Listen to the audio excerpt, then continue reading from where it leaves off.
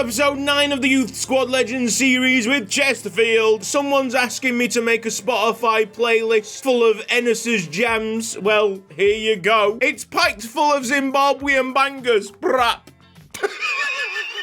Also, whilst you're there, check out our monthly playlist, Resonate. That's basically inspired by FIFA soundtracks. It updates every single month with 50 new tracks. Oh, probably a better playlist in all honesty, but you know what? Crack on. Great start to the episode. Let's have a scenario from Posh Cutsy. Hello there, Posh Cutsy here. How are you doing? One random fellow has had a sensational training session, and his overall has gone up by 1. Marvellous, spiffing.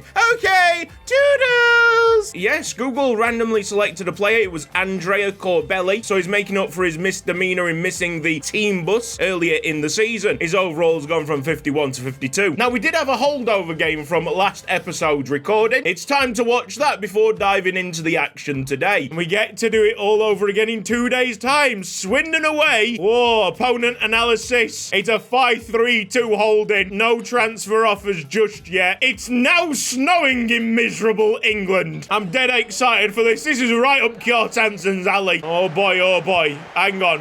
Right, the ball is skipping. Is the pitch frozen?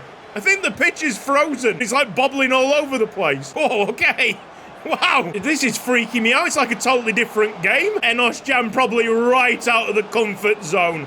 I wonder when the last time Zimbabwe saw snow. He's pulled off a pass. Kjartansen pokes it home with his right foot. Has it ever snowed in Zimbabwe? Did it really snow in Zimbabwe? Yes, it snowed in Zimbabwe in 2016. Go away. Kind of, maybe. There is a bit of a debate. I'll take it that it happened, even if it was sleet. What a time to be alive. Career mode is good, and you've just learned that Zimbabwe's had snow. Oh, yes! Kabongo Shimango, what a goal! And a great name, too. Free kick to Swindon Town in a dangerous area, right? Think hits the top of the wall. That might have been Kjartansen. His name popped up. Please let me select one of my bigger players. Ow, ow, ow, ow, ow. Oh my God, we just can't clear it. It's too snowy. Yes, Hanford. It's Swindon's 5th corner kick, there or thereabouts, struggling to get Walden selected. Oh, Kjartansen on the line. It's all right, mate. We're surviving. That's all we gotta do, survive it. Ruoko to Kjartansen, who's had a rather busy day, just like playing on the streets in Reykjavik. Turan's gonna send it, has to be perfect. And it is! Oh, Kjartansen! You absolute legend! That ball honestly could have gone anywhere on the frozen pitch, but it stood up quite well, just giving Kjartansen that moment to strike. Some game from our big lad up front who's now hobbling around with an injury. It's Shimanga for 2-2. He's not going away silently. And now it's for our lads to respond.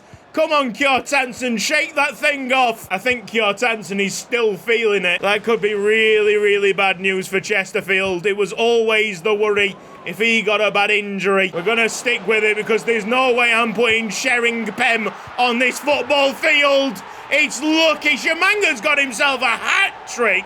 The ball just pinged straight back to him, and Hanford couldn't react in time. Our attackers basically ground to a halt since Kjartansen's injury. Well, Shimanga crushed our dreams. Crushed us completely. Let's hope that Kjartansen hasn't crushed his toe. That's the main thing now as we look forward. Well done, Kabongo Shimanga. Top performance. I'm sorry, Ruoko completed 30 dribbles. 30? I don't believe that's correct, mate. That would have meant that he successfully completed a dribble every 3 minutes. Goodness knows how they're tracking that stat. Let's just take a deep breath before checking these emails. Kjartansen has suffered a sprained knee and will be out for 4 weeks. Does that mean it's time for Pem? Maybe a bit of Enos Jam at striker. Fortunately, we are now out of the really condensed Christmas time fixtures, and we have a home game against 23rd place Accrington Stanley, which we could win without Cheltenham. So let's look at the positives here. Into the Youth Academy section, we've won the youth tournament. Hooray! Probably going to win lots of youth tournaments, to be fair. Pretty standard gameplay. Robert Havoc was absolutely fantastic, and it's getting to a point now where we should consider him as a striker and not a holding midfielder. So that's where we're aiming his stat improvement. Probably will mean that we have to change formation to accommodate him and Cheltenham. I'm thinking maybe a 4-1-2-1-2 narrow with the central attacking midfielder producing the width, staying in that half winger role. That could be absolutely brilliant. The opponent analysis for 23rd place Accrington Stanley sets them up in a 4-2-3-1 wide. They've lost 4 of their last 5 games. The defense has just crept into the 60s. Congratulations, I guess. This is absolute prime time for Shering Pem to replace the injured Cheltenham and bag his first goal for the club. If you're not scoring here, you have serious problems. Early run, Pem, early run! Get on it! Winners, you're not even close. Ruwako to Enos Jam. I see that slide challenge. Trying to break his ankles. I know what you think. I know what you're trying to do. You're trying to injure and destroy the career of Enos Jam, but he's simply too good. He does now have an injury icon above his head. So does Smeaton. We're dropping like flies. Touched by Shering Pem. Oh, magic. It's absolute magic. Accrington Stanley are crap. Who are they exactly? Look at this, man. What have you done to the amazing Enos? Bro, he's not going to heal up. He's still going for it. Enos Jam! Injured or not? Ooh. Smeaton's recovered properly. And they go after him again! What bloody hell is happening in League 2? Red cards need to be brandished. Half time, I'm going for a quick kit change because this shirt is warm. My God! I was trying to be a bit different and it didn't work out. Kello's going to replace the injured Enos Jam. Let's hope that it's something incredibly minor. No broken toe. No broken toe. Toe jam? Ugh. Jammy toes! Well done, Jabodu. Oh, I tell you what, there's been a good chant idea for Jabodu, by the way, to the tune of Agadoo. Jabodu, do. But the rest of the lyrics for the chant weren't the greatest, so I'm gonna work on them in my spare time. Oh, it's Shering Pem with options. He'll send it wide to Christy May. Pem on the attack! Diving header into Kelly's hands. I mean, the goal was absolutely sublime, but with the lack of involvement since that goal, I don't think it's going to change things. He'll probably still train up as a centre-back. Djibodu, standing tackle, last man, had to get it cleanly. It was a fantastic stop. I'm missing my boys, I can't lie. The midfield, the attack, just not the same. I'm going to write poems for both Enos Jam and Cheltenham.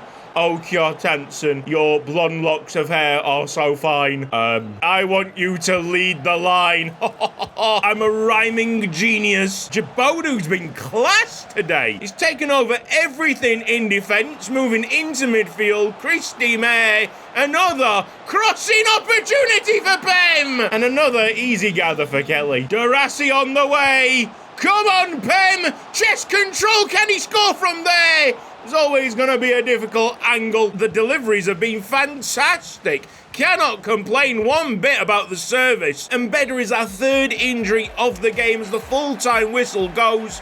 Hopefully it's just Enos Jam that we receive an email for. If this is a broken toe, there's going to be significant problems. I am going to be very unhappy. Since he's like been unlocked as this midfield marauder, he's just been targeted. And this was coming. This was on the cards. Please don't do this to me. Please don't do this to me. Hyperextender knee is out for 4 weeks. It's not the worst. It's the same amount of time as Cheltenham. I can kind of deal with that. Now can we have some transfer offers for our players? I'm kind of getting a bit twitchy here, I'm not gonna lie. I want to sign up those Slovenian wonder kids eventually. We can change Enos Jam to a central midfielder. There's also the change for Ruwako to move to Cam. Team of the week has a really good defensive core from Chesterfield. Djibodu, I think, was the best player on the pitch. His standing tackles were really clean last game, so we celebrate that. It's definitely some improvement from where we were at the start of the season. We have 2 offers in for players, and sadly, it's regens that we can't really afford to let go. We're in a bit of a sticky situation. It's the 17th of January. I don't think there's going to be any offers for our real players here, which means we are going to have to sacrifice someone to get all the gems out of Slovenia. And these scout reports have got updates as well, so there's more players to look over and potentially sign. It's a tough one, isn't it? Sheringham just scored a great goal, but with Robert Avoc breaking through, with Cheltenham being such a cemented first-team player, future's looking pretty bleak. He either goes into centre-back or thrives at a different club playing striker. Top offer £560,000. If we can get anywhere close to that, we might have to let him go. We might also have to let go of Turan. Nah, I'm having a bad feeling about this. I don't want to get rid of Sheringham. The same can't be said about Turan. I think we can survive without him. Why couldn't it be like an offer for Callow? Turan's transfer out of the club has been agreed at £580,000. Shall I just stick David Callow on the transfer list? Yeah, maybe Van Looy as well, to be honest. He might be better at left back, but it's going to take so much learning. And by the time that he's up to speed, we're probably in like League One. This is the opponent analysis for 6th place Cheltenham Town. The form is excellent. It's a 5-3-2 holding, kick and rush style. We've not got Enes Jam. We've not got Kjortansen. It's probably going to be a bad day for us. Yeah, sadly, Turan's up there for a goodbye game already. It's Chesterfield against Cheltenham. This is when you absolutely don't want the striker to score a hat-trick, especially when we could have got rid of Sheringham instead.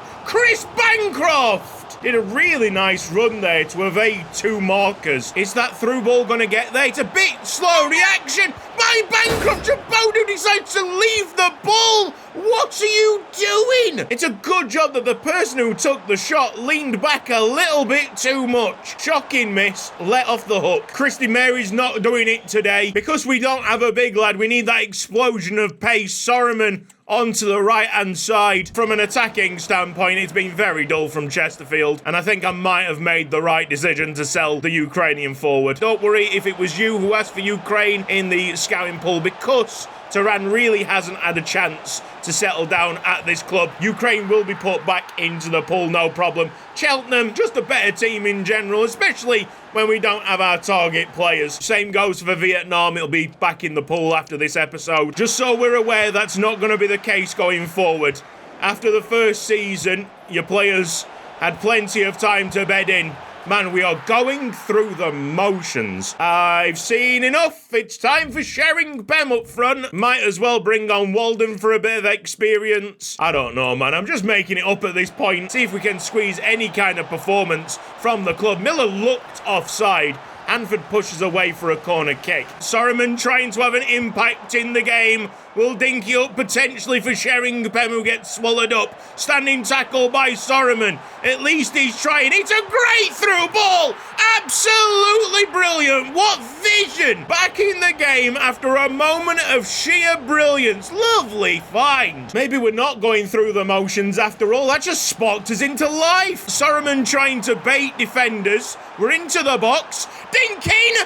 Oh, Pem even got his head to it. 20 minutes left to go in this match, and there's a completely different vibe. Top Gear waiting. I need players in the middle. I see Sorman. Delicious delivery. Oh, we've run out of time and sadly lost to Cheltenham, but the involvement of Sheringham and Sorman from the bench, eye-opening. All we do now is wait, really. We wait for Turan to move clubs, which might be on the way. Maxim Turan moving to SK Rapid for £580,000, which means we can now look and sign up players from the scout report. Or maybe not offer receive for David Callow going to Gillingham. I'm just going to accept this straight away. There's just no need for us to keep him around. I'm excited. Let's dive into these mega scouting reports. Any top potentials in America? 69 to 89 on Cameron Brennan. We can do slightly better than that. Jack Castillo at 67 to 91, which I might take. His pace is pretty incredible at 85. Shout out to my guy Ken Friedland. What a surname. We'll recall Danny Binns. Now for Giacomo Cesarini in Malta. So we were considering Keith Abella. Low overall, 14 years old, 5'4", his potentials staying rather high. There's also Michael Gatt to consider at 71 to 91.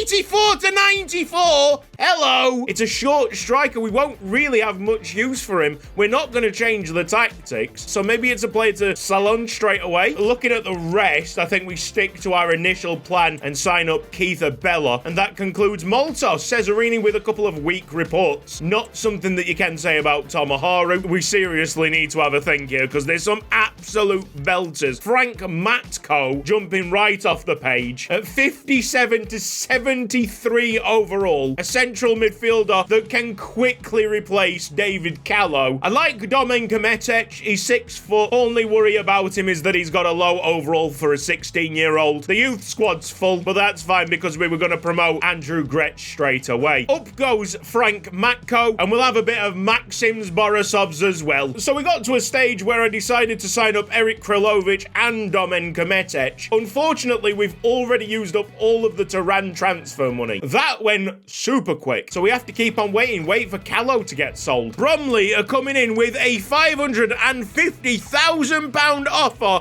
for Chow Van Looy. It's over his ceiling price, so I will accept that straight away. We have sold a player. It's David Callow packing his bags. He's off to Gillingham for £290,000. Does that get us the two Slovenians that are waiting patiently? Krilovic in and Kometic in. Now we have 3 free scouts that can't be sent anywhere because we're skint. Morecambe are having a good time of it, moving up to 9th place with 3 wins in the last 5. We're talking about a kick and rush style football team here, and not really anyone at Chesterfield that can do some significant damage to a 4-man defence unless a particular Kjartansson returned from injury. That is very, very useful. Thank you very much. We've got debuts for Matko and Borisovs. Probably more excited for Borisovs at centre-back just because it's additional height for the team. Got the first substitute of this match already lined up even before the kickoff happened. See you later, Shering Pem. Here's our lad, Kjartansson on the field. I tell you something, Matko seems a bit bulky,